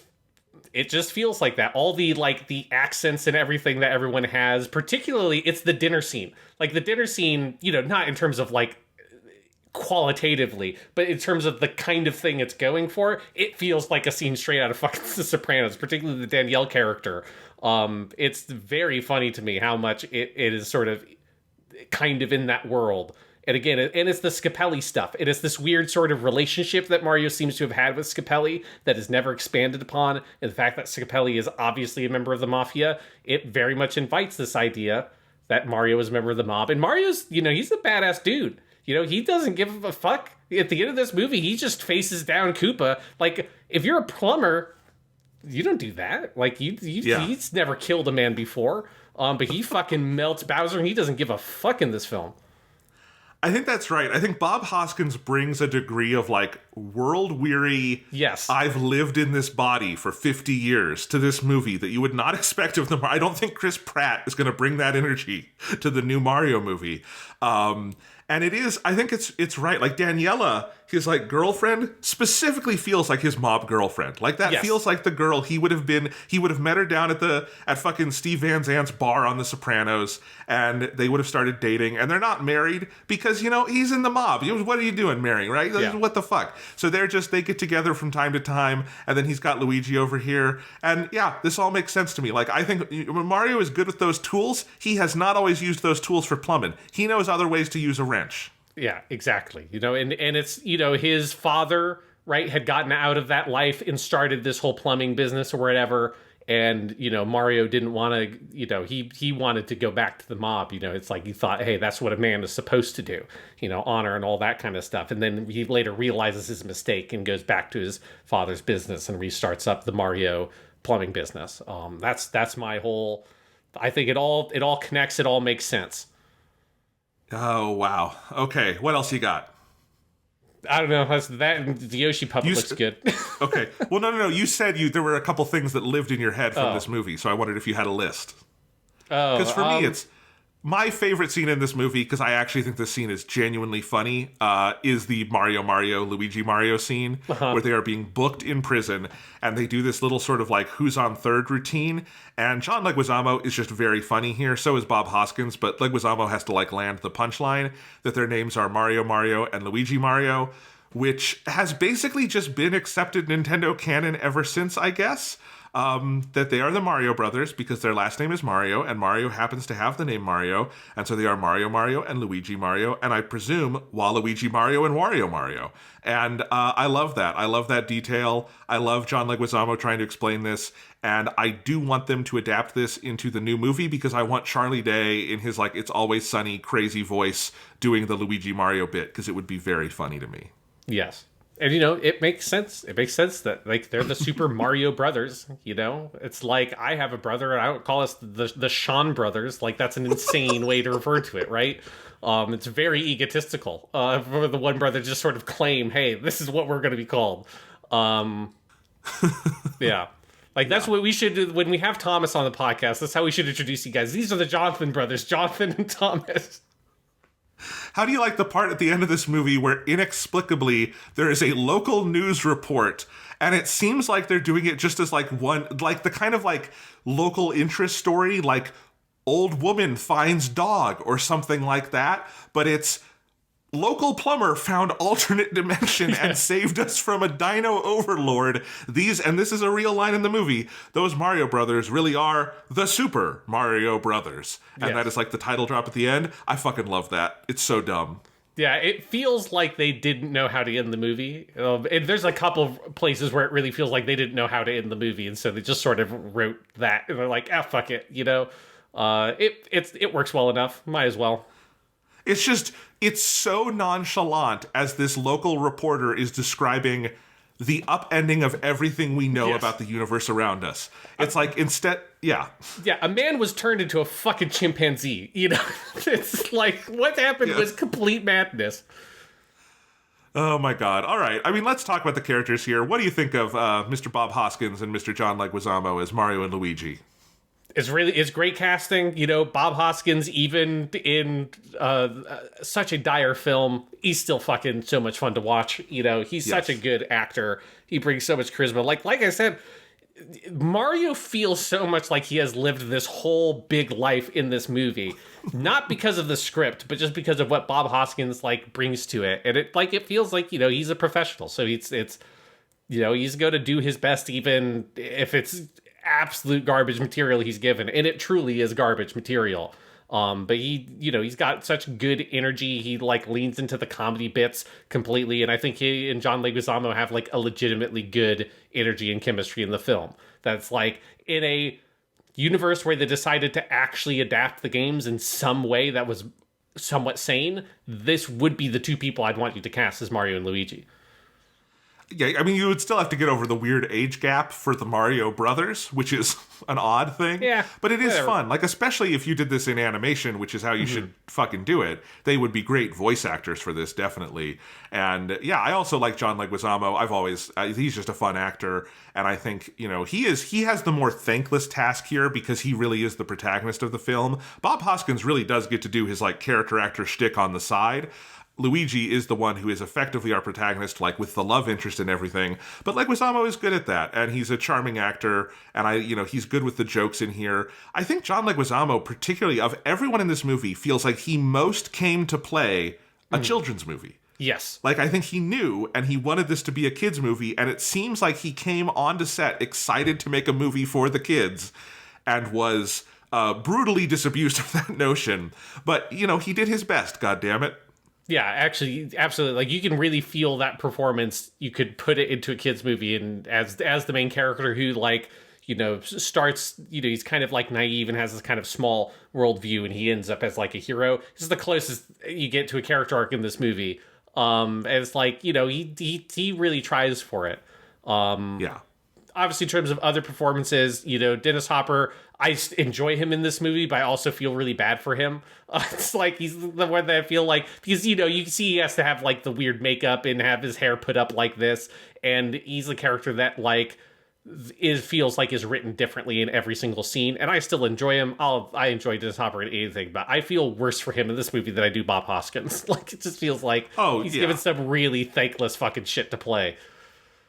It's like, that's the thing. There are some moments that I think if you clip them out of context are funny, but I think when you watch it in the context of the movie, I genuinely find it uncomfortable because he is mostly isolated on his own, and sometimes he's with a couple of other like minions or something, but there's only a couple scenes where he really interacts with the rest of the cast, and otherwise it does kind of feel like he is in a box being like made to deliver very hasty material that he does not understand, not because he's stupid or anything, but because he's been thrown this crazy assignment. I think there's a very clear sense he doesn't really get the tone. I don't think he's being directed. Even the best actor in the world needs a director, not because actors are stupid, but because somebody has to be the person deciding what is the tone of this movie. Yeah. What is your performance pitched at? And I think you can just tell Hopper is adrift. And like, you know, he is an actor who can go very big, and he goes very big here. But this is not Blue Velvet, where David Lynch and him had a good working relationship, where Lynch had a sense of what the movie was and who that character was. This is very far from that. And you do there's points of it. The word that keeps popping into my mind, and it does not apply here because he was not old enough for this, it feels a little like elder abuse. There feels like some kind of like, they hoodwinked this guy into this part and had him talk about putting tyrannosaur meat on his pizza, and he is out to sea, and it just feels awkward and sad. yeah, it's just, it's a weird... Again, it's like there's that really awkward bad scene between him and Princess Daisy. The whole time you're just like, what are they trying to do? Like, what are they doing with this movie and this character? What are they making Dennis Hopper do? Leave him alone. I had no idea that Fiona Shaw was in this movie. Yeah. She is like Koopa's like female underling. Obviously, Fiona Shaw, I think a lot of people maybe know best. She's one of the Dursleys in the Harry Potter movies, but she's a British acting legend. She's in lots and lots of stuff. She's always great. She also seems like she was like game to play this silly, but that is also a very thankless role, and it is just funny to see like an actor kind of that pedigree and caliber in the weird Dinotopia stuff. Yeah, I enjoy her performance a lot in this. That's another character though that's like where the movie is weirdly horny. Is like every dress she has is like like uncomfortably tight on her and like incredibly low cut, and it's just fucking weird. And then everything with that character near the end of the movie is pretty horrifying, where there's that shot where she falls onto like a nest of wires and gets electrocuted, which at first I thought was like, oh, are they going to kill her? And then she doesn't get killed. She gets like Bride of Frankenstein hair. And then later she's in the meteor or whatever and puts the piece in and she gets fucking vaporized and her skeleton gets jammed into the wall of the cave. Which leads to what I think is my favorite joke in the whole fucking movie, which is John Leguizamo says, man, she sure left an impression, huh? And then it does a reaction shot to the skeleton, and the skeleton goes slack-jawed, like it's reacting to the joke, and it is the darkest fucking thing in a kid's movie. It's like this woman just died, and then you're making a joke at her death, and the skeleton itself is so... just floored by how inappropriate this is that it just goes completely slack-jawed at it. Really horrifying. And there's like a whole scene near the end of the movie where they're trying to have like a dialogue scene in the cave when it's like Daisy has to be left behind. She's like, I have to stay here. And it's like the tearful goodbyes. And in the background of that entire scene, you just see her skeleton fucking like embedded into the wall of the cave. It's like maybe not the best setting to use right now for your tearful goodbye between your hero and his love interest, It's like really weird what they do with the character at the end of this movie. Yeah, it's so weird. Sean, what do you make of the heavy Catholic imagery at the beginning of this film in the orphanage where you have like descriptions of this baby under like big stained glass vistas that like, I'm sorry, you don't shoot a Catholic church and nuns like that if you don't want someone to read something into it.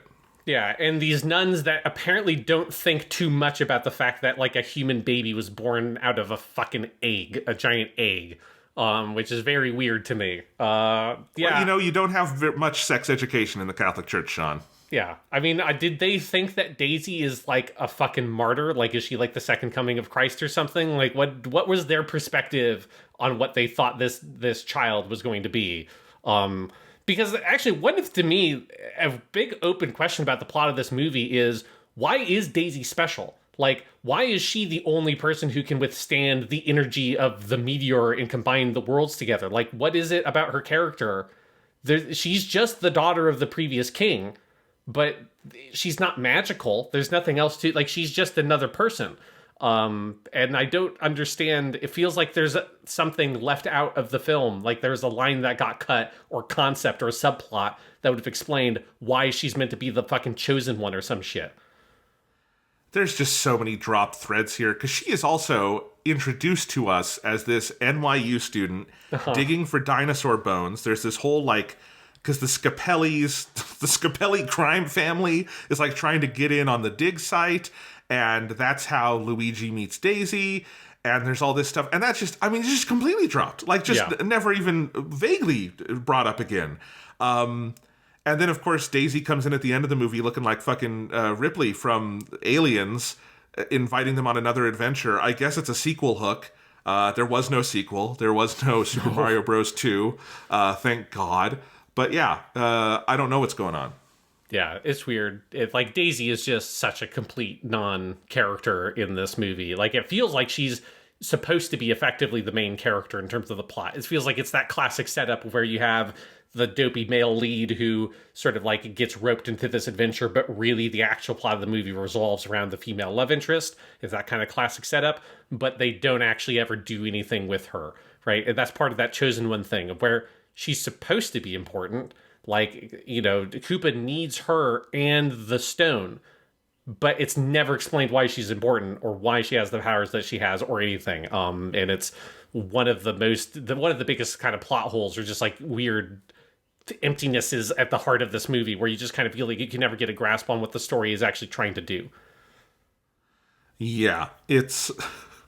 saying it's weird is not heavy enough. I don't know what else to say about it at this point.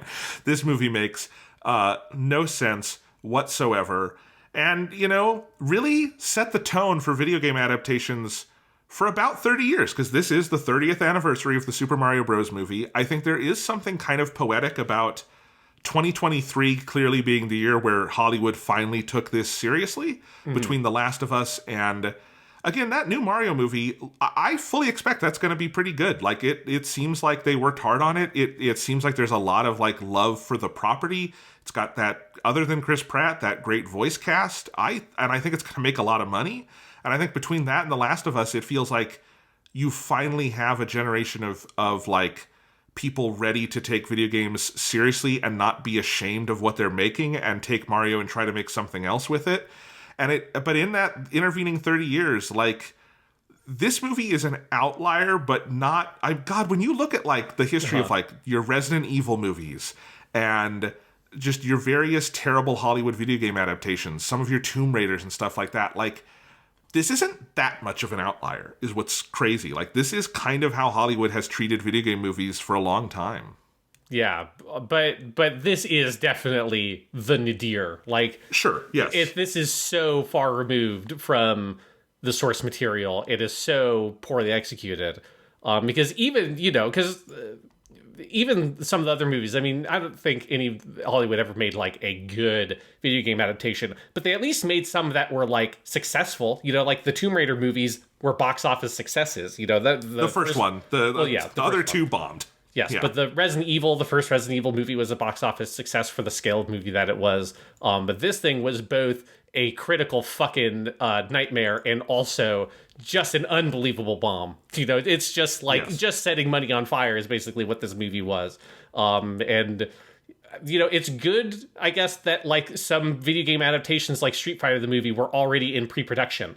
Because, you know, there's a version of history where, like, video game adaptations just died forever because of how bad this movie is and how hard it bombed at the box office, because it truly is fucking dire. Though it did lead me to, I thought, you know, I was thinking about Street Fighter the movie just because of how close they were historically, because it's just 1 year later. And I do wish that we had gotten Super Mario Brothers, the movie, the game, the way there's the Street Fighter, the movie, the game, that is an adaptation of the game or the movie back into video games. And I want the like fucked up, really dark PC only adventure game that is this movie's plot and like characters and stuff. I want like a weird pixelated Bob Hoskins like profile, like portrait picture in the corner with a bunch of command options like take and give and grab and talk and stuff. To me, that's what Super Mario Brothers, the movie, the game would be. Oh my God. I said, okay, some fan, get on that. Go ahead and make that. And that'll be crazy. Yeah, this is a hell of a thing. Yeah. I mean, in the 30 years since this movie has come out, it has been described by some as a cult classic now, Jonathan, that like, you know, it has a colorful enough history around it. It has enough of a fan base for it to be getting like, you know, all these different Blu-ray releases in different regions and stuff like that. How do you feel about that? I think that's overdoing it. Sometimes I do get annoyed at the internet's desire to take shit from the bottom of the toilet and try to make it special in some way. This is a bad movie. I don't need it to have a critical rehabilitation. I do think it's an interesting movie. It's a movie worth talking about. Again, like, I think at this juncture in particular with this, there's something about the poetry of 30 years later, Hollywood finally took it seriously again and like did this seemingly made, like, again, that Illumination movie, haven't seen it yet, but A, it's made for children, B, it's colorful, and C, all the characters look like the characters. Like, there's something about finally getting to that point and it taking 30 years that makes this a very interesting movie to study. But no, cult classic is a term that is overused to begin with, I think, because sometimes it means terrible movie that some people like to talk about, and sometimes it means just a really good movie that didn't make a lot of money on release. This is neither of those. This is just bad. But, you know, if people want to, it is interesting to talk about. We've been doing it for 100 minutes here. Yep. Yeah, and we haven't even talked about my favorite performance, and we sort of addressed it broadly, but the best performance in the movie by far is Lance Henriksen at the end, who is playing the king. I think he has one line where he says, yes, here's his one line in the movie is, "I'm back. I love those plumbers." You hired Lance Henriksen, a man who has one of the best voices, just like the deepest, fucking graveliest fucking voices in actors in Hollywood, and you give him one line in your movie, and it is this: "I'm back. I love those plumbers."